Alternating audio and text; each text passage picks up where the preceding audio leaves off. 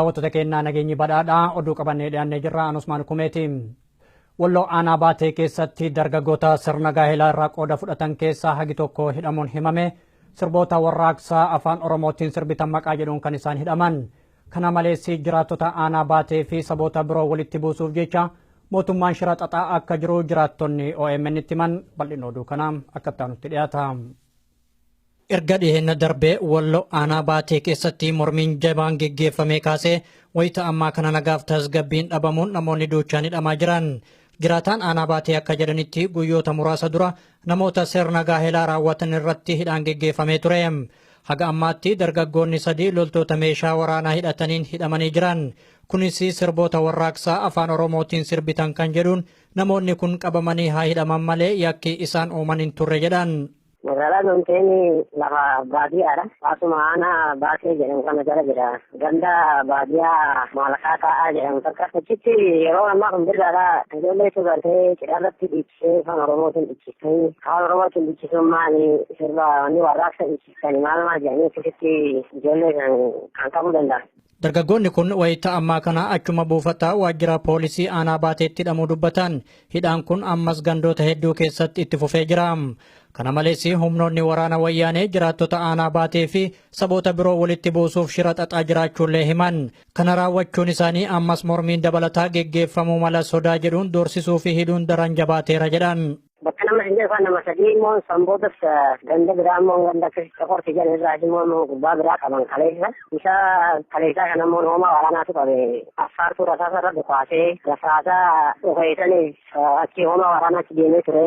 Eenyurra dhukee jedhanii gaafatanii jennaan kanarra dhukee jedhee midhaan himatee jennaan ati ofumaa keetii mataan kee rakkoo qaba. To'annaa jala ooluu qabu jedhanii agartee warra aanaarraa deeme kaabinootaan qabsiisanii isaan gama isaanii keessa akka dhufedha jedhanii ati namoonni bakka adda Guutummaa aanaa isaanii keessaa nagaaf tasgabbiin hin jiru jedhan. Loltoonni gamasitti bobbaafaman namoota nagaa hiraarsaa jiran. Kanarraa ka'uun namoonni 2-3 ta'anii deemuun wayita ammaa rakkiseera jechuun ibsanii jiru. Tasgabbiin hin jiru. Amma fakkeenya yeroo dhihoo namoonni hedduu hidhaman san boodatitti agartee naannoo ijoollee irraa hidhamsisan dhiisanii naannoo biraatti kaabinoonni bobba'anii warri naannoo sanidha rakkina akkanaa fidanii jiranii. Gama kaaniin mootummaa wajjin wal dhabanii gama kaaniin immoo affaar lolla jedhan gama kaaniin mootummaa lolla jedhanii. Isin hoo maal jettu naannoo sun hojii hojjetee jiru sirrii jettanii wajjin kaatanii maaliif jaratan irratti hin qabsoof jedhanii ifa agartee gandoota sanirraa hafan akkasitti hin qaafne. Rakkoo fi roorroontuun daran hammaataa kan jirtu labsii yeroo muddamaa booda akka ta'es namni kun dubbatanii jiru. Bakka bu'aa dorgomaa paartii kafaa'oo aanaa Gindabarat kan turanii fi amma ammoo abukaattoo Dr. Mararaa kan ta'an obbo Dhaabaa Cufaa magaalaa Ambootti hidhamuu isaanii himame. Itichaa guddataa gabaasa qaba. Jiraataan godina Shawaa Lixaa magaalaa Amboorraa dubbisne akkaataa hidhamuu obbo Dhaabaa Cufaa wayita OMN himanitti namni kun yakkaa dalagan akka hin qabnee fi bu'uura seeraa malee hidhamuu isaanii ragaa ba'u. Obbo Dhaabaan eeyyama mootummaan kenneefitti dhimma ba'uun Dr. Mararaa Guddinaaf abukaatoo ta'uuf bakka bu'ummaa fudhatanii magaalaa Finfinneerraa gara magaalaa Ambootti erga deebi'anii booda humnoota waraana wayyaaneen ukkaanfamanii hidhamuu isaanii dubbatu. Abukaattummaadhumaan yama baafatanii hojjetaa jiru. Sumaan abukaatoo gaafa Dr. Mararaa fi maatii isaa hidhaman abukaatoo ta'uudhaaf dhufanii maatii Dr. Mararaa fi maatii ijoollee isaanii irraa bakka bu'umsa fudhatanii abukaatoo ta'uudhaaf dhaabbatanii bakka bu'umsa seeraa fudhatanii galanii gaafuma isaan galan magaalaa Ambootti qabamanii hidhamanii. Tarii maatiin isaanii yakka obbo Dhaabaan hojjetan irratti bulchitoota naannoodhaanis ta'u qaamota addaan waan beeksifaman qabu mana murtiittoo dhiyaatanii himanni irratti banameera wayita jennus namni kun akkasiin deebisu. Wanti ifatti beekamee kanaaf hidhamtan jedhanii isaanitti simame maatiitti simame mana murtiitti dhiyaatanii manni irratti dhiyaate waan hin jirre shakkiin maatii isuma abukaatoo ta'uudhaaf bakka hidhaman kan jedhu shakkiin jira. Magaalaa Amboorraa namni nuyi dubbisne kun itti fufuun eenyummaa Oromummaa fi dhugaa dubbachuu keenyaaf hidhamaatti jirra malee ilmaan Oromoo kumaatamni yakka dalagne hin qabnus jedhanii jiru.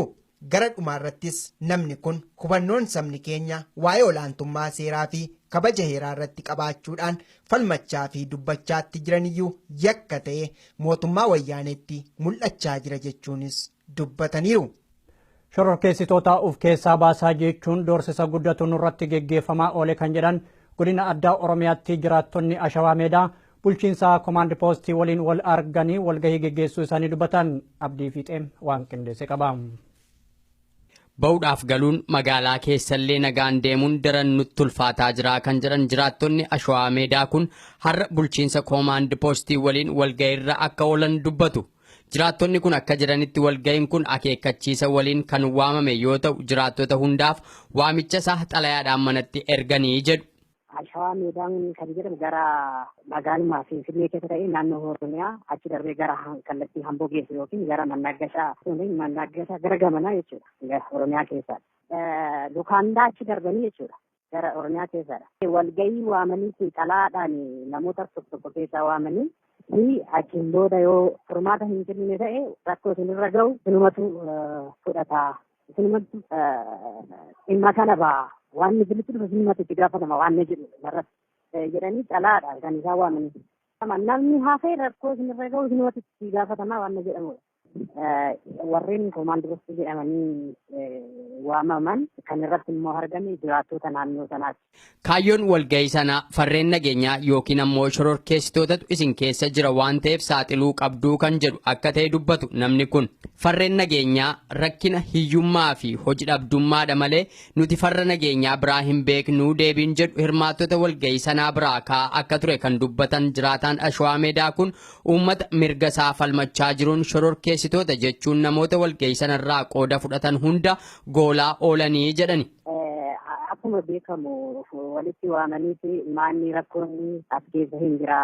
Yeroo itti waamnellee hin baatanii warri baatan kun kanaaf rakkoo hedduutu as keessa jira.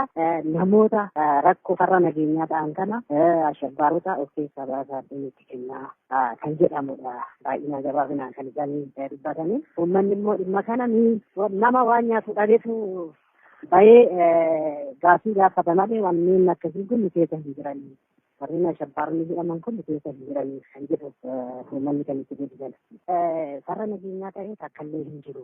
Nama beela'eetu beela isaatii fi mirga isaa gaafate malee namni warreen akkasii tokkollee ni keessa hin jiru. Kun rakkoon kan dhufe isinumarraayi. Isin of ilaalaa. Nu keessa waan hundaa nama beela'e malee nama gaafii mirga isaa gaafate malee warri beekumsa adda addaa yookiin kan jedhamu hin jiru keessa. Rakkoon kan fide isinuma kan jedhudha uummanni kan irratti deebi'u. Tokko ta'anii lama ta'anii dhaabbachuun hin danda'amu. Nageenyi hin jiru. Tokkollee nagaan baanii galuun hin jiru. Ijoolleen baatee hojjechuu hin dandeenye. Rakkoo addaati kana yaa'in wanti gabaasanii himamu hin jiru.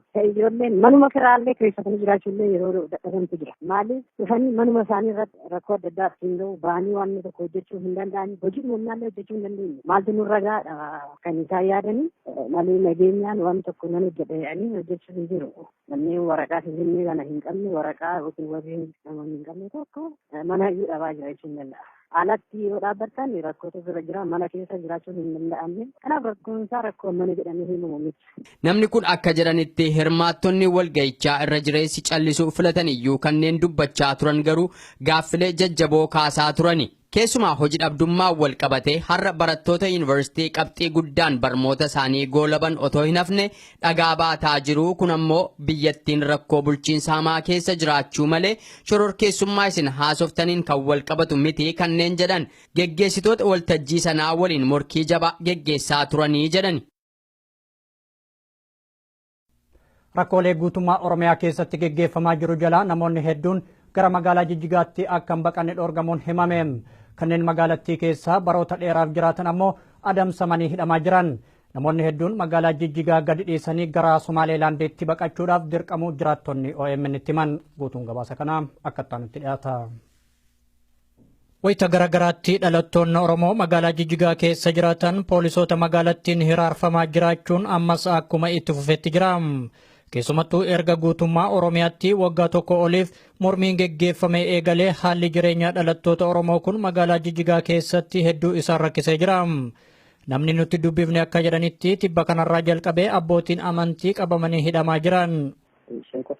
imaamota isaanii fuudhanii nama dhaasana qalbii masjiidotuma jijjiirraa hunda isaanii amantii musliimaa irratti sodaa qabu mootummaan kun maal akka ta'e hin beeknu hin gadda guyyaa lamaan kanaan dura achi qofa miti egaa warreen isaan maqaa isaanii hin qaban malee masjiidni hundumarraa funaanaa jiru. Akka isaan dubbatanitti irra jireessaan rakkoon kun dhalattoota Oromoo qofa irratti xiyyeeffatamee jira. Akkasumas magaalaa Jijjigaa keessatti afaan Oromoo kan dubbatamu yoo ta'e kan nama mudataa jiru hidhaa ta'uu himan.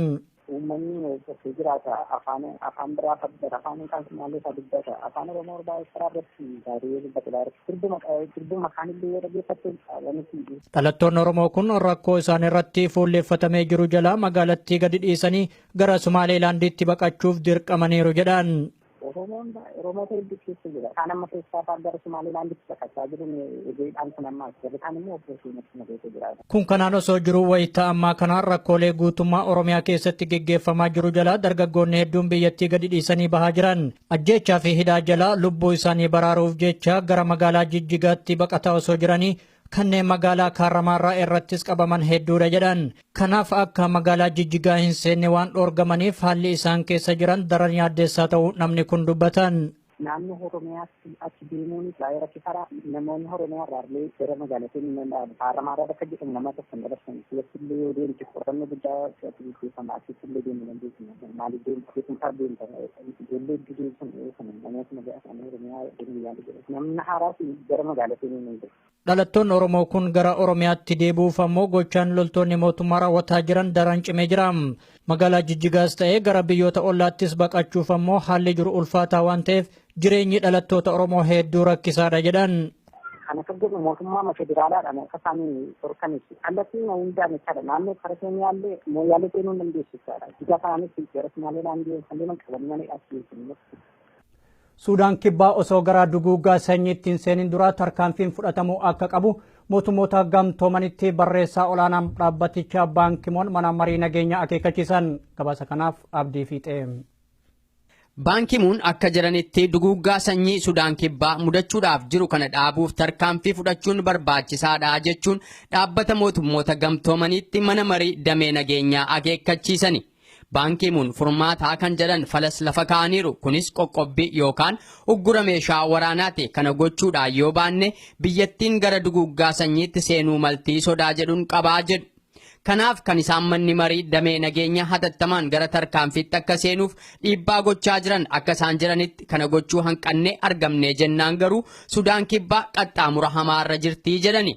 Hokkarri biyyattii gara wal waraansa duguuggaa sanyii fiduutti seensisuu mala jedhamee sodaatamaatti jiru kun wal dhabdee hoogganoota lamaati. Pireezidantii biyyattii isaan gosa Dinkaa keessaa dhufan Saalvaa Kiirii fi akkasumas ittaanaa isaanii kan turan morkataa isaanii gosa Nuweer keessaa bahan Riek Machaar jidduutti wal dhabdee uumametu rakkoo kanaan isaan ga'e. Hoogganooti kun lamaan wal waraansa bara 2013 itti seenan dhaabanii nagaa buusuudhaaf bara darbee walii galanii kan turan ta'uyyuu wal waraansi garuu akka itti fufetti jira. Riek Machaar baatii adoolessaa keessa biyyattii gadi dhiisanii ba'anii turani. Gosooti hoogganoota kana lameenis wal waraansatti deebi'ani.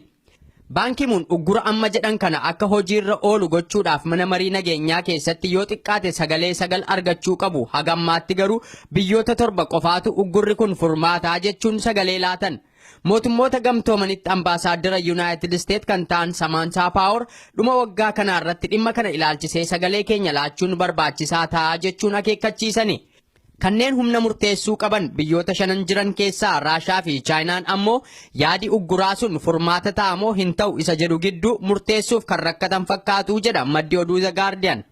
Biyya har'a wal dhabdee hoogganootaan gosaan walirtee gara duguuggaa sanyiitti seenuu malti jedhamtee sodaatamaatti jirtu Sudaan kibbaa kan isheen Sudaan irraa cittee walabummaa ishee gonfatte bara 2011 ture.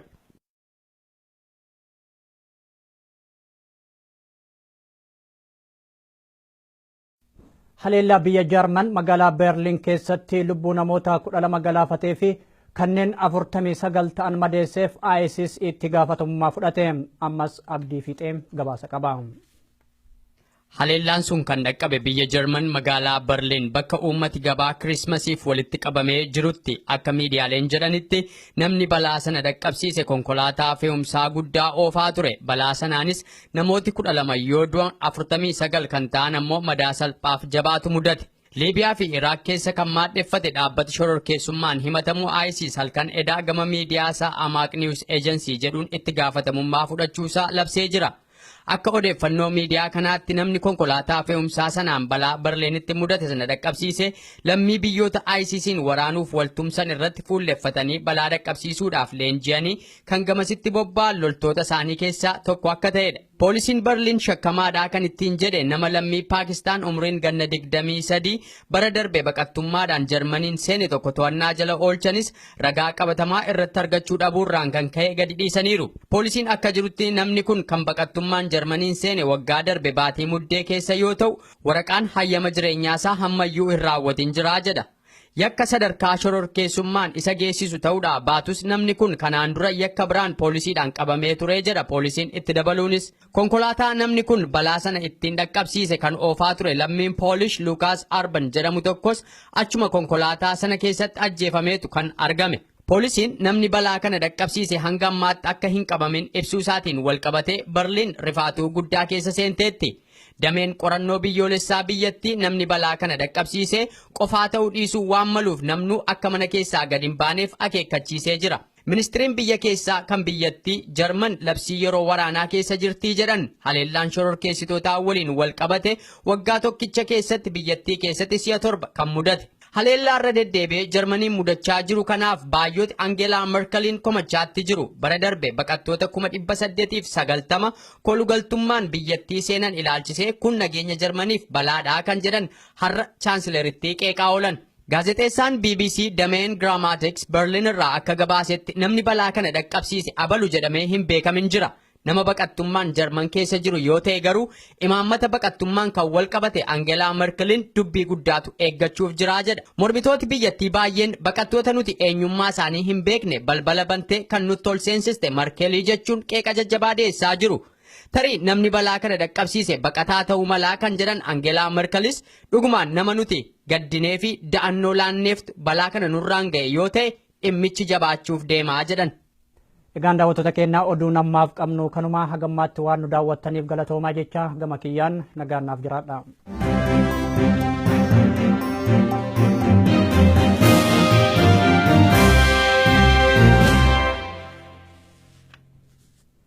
Warri OMN'n karaa bilbilaatiin hordoftan lakkoofsi kanaan dura ittiin hordofaa turtan jijjiiramuusaa isin beeksifna.